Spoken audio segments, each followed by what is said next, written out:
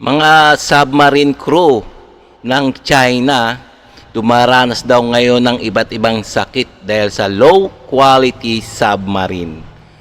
Ay nako, totoo naman talaga no, napaka low quality ang gawa ng mga China. Ito mga Chekwa na to no.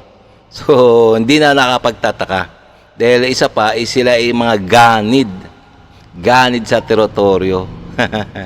So ito ang bibigyan nating reaction video suggestion, komentaryo at kung ano na pa nang sa ganun mailabas natin ang ating saloobin tungkol sa mga Chekwa na to. So please kung bago ka pa lang sa aking channel, please like and subscribe na lang muna sa ating YouTube channel bago tayo mag-umpisa. And also syempre please paka-subscribe din kay John Reps. So itong video na to sa kanya to no. So bibigyan lang natin ng reaction video. So okay na, umpisahan na natin. Baka itong mga Chekwa na to maboldyakan na natin. Madalas na ipinapakita ng China ang mga puwersang pang-ilalim ng dagat nito. Mga submarine na tinatawag nilang The Dragon Palace. Ngunit nakakalamang hindi pala malapalasyo. Wow, Dragon Palace. Pero ang quality kabaliktaran ng dragon.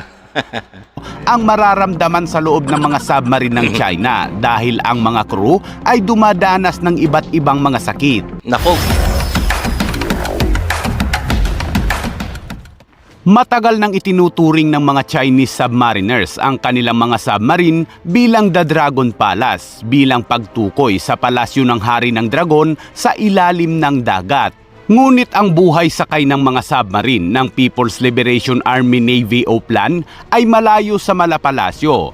Sa ulat ng CMSI ay natuklasan ang isang pambihirang pagtingin sa buhay sa ilalim ng tubig na natatakpan ng lihim ng militar ng China at ng malawakang censorship at pananakot ng rehimen. Ayon sa bagong ulat ng China Maritime Studies ng US Naval War College Institute, napag-alaman na ang mga tripulante ng Chinese submarine ay dumaranas ng labis na ingay sa loob ng submarine. Mahina.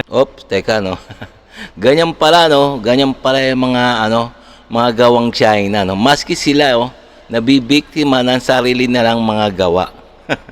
Din daw ang mga ilaw at masamang kalidad ng hangin. At bukod pa dyan, ang mga dilatang pagkain na madalas na inihahain ay paulit-ulit at napakawalang lasa. Kaya marami umanong Chinese submariners ang nagkakaroon ng mga karamdaman. Sinabi ng CMSI na ang pagtatrabaho sa mga submarine ng People's Liberation Army ay maaaring magdulot ng mga gastos sa kalusugan ng mga tauhan nito.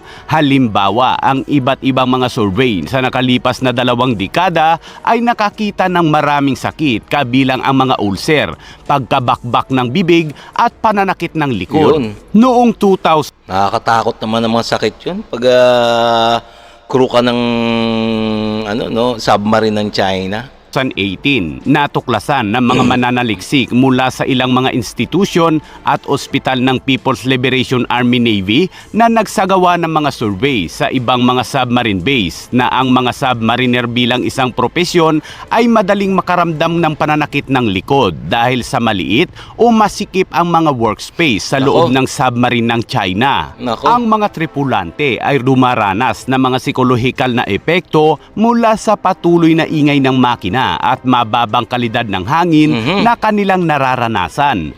Ang mga miyembro ng crew na nagtatrabaho at naninirahan sa mahinang microclimate ng submarino ay madaling kapitan ng pagkabagot, pagkapagod, pagkahilo at kakulangan ng paghinga na nakakaapekto sa kanilang psikolohikal na estado. Tingnan nyo naman napakahirap pala maging crew ng submarine ng China. Tingnan nyo naman nagtitiis lang talaga sila dahil kanilang ang kanilang pamamahala diyan sa bansang China, komunista Talagang alam nyo naman na komunista na talagang susunod talaga sila kung ano ang gusto ng hari.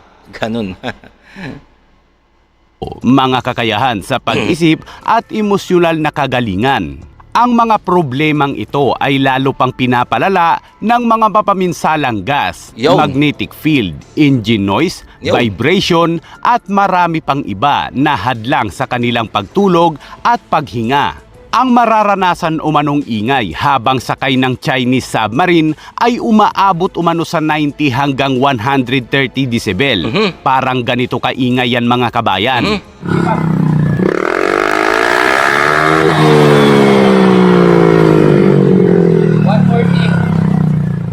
Ang mga Wow, ganon kalakas. Grabe ah. Ganon kalakas ang ingay sa loob ng submarine ng China. Ang ingay ah. Grabe, halos mawasak yung eardrum mo ah. Malupit. Kaya pala talagang nagtitiis lang talaga sila itong mga sundalo ng mga Chekwa. Kasi nga, talagang ano nga, komunista nga communist. Kailangan sumunod sila.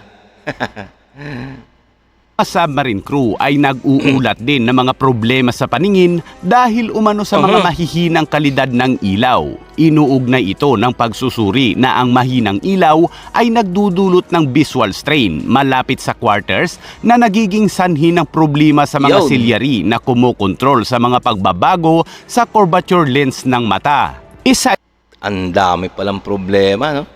Sa loob ng submarine, yung mga crew. ito sa mga dahilan kung bakit maraming submarine crew ng China ang umaalis pati na sa ibang pang mga sangay ng militar ng China.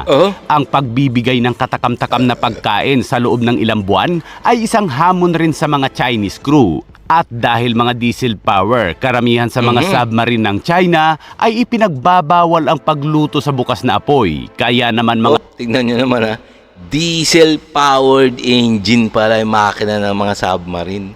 Talagang napakaingay niya, no? Tingnan nyo naman, imagine nyo na lang, yung diesel engine nito, yung, di ba, yung mga jeep, diesel yan, ganun kaiingay, di ba, maiingay. Lalo pa kaya yan sa loob ng submarine.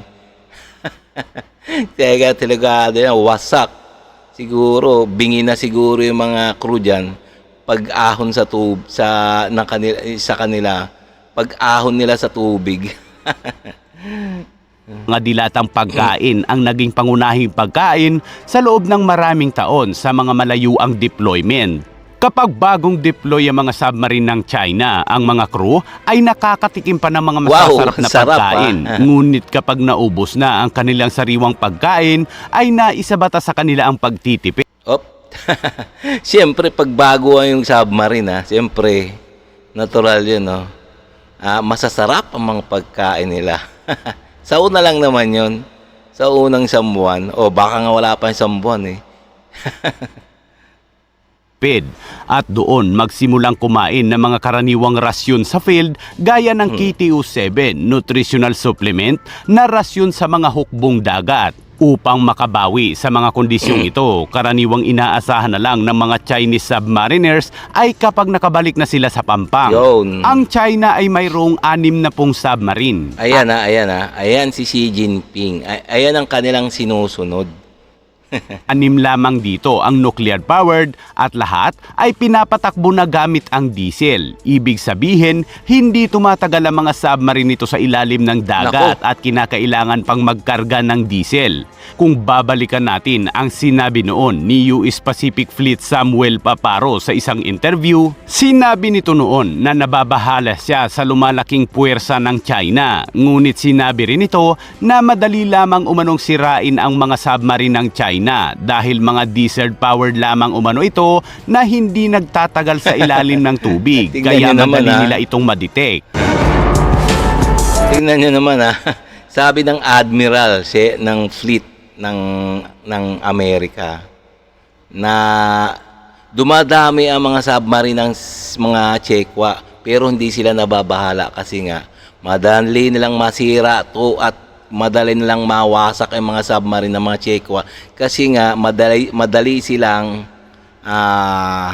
umahon sa tubig kasi ang mga diesel engine lang yan So kailangan umahon sila. Pag hindi sila umahon, mamamatay sila Kaya yung pag-ahon nila, tsaka sila babanatan ng Amerika. Ganon. Kasi nga, kaya nga, made in China, low quality.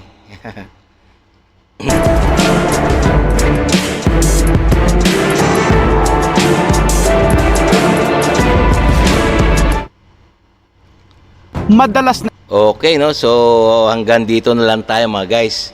Nalaman natin na itong gawa ng China ay talaga made in China. Talagang sabi ng Admiral ng Amerika na si Paparo na madali nilang sirain talaga o palubugin o wasakin yung mga submarino na dahil nga mga walang kalidad na mga gamit na mga Chino. Okay to. Okay mga guys, so hanggang dito na lang tayo, no? So kung nagustuhan nyo yung mga ganito mga reaction video, please kung bago ka pa lang please like and subscribe na lang muna sa ating YouTube channel bago tayo magsara. Okay?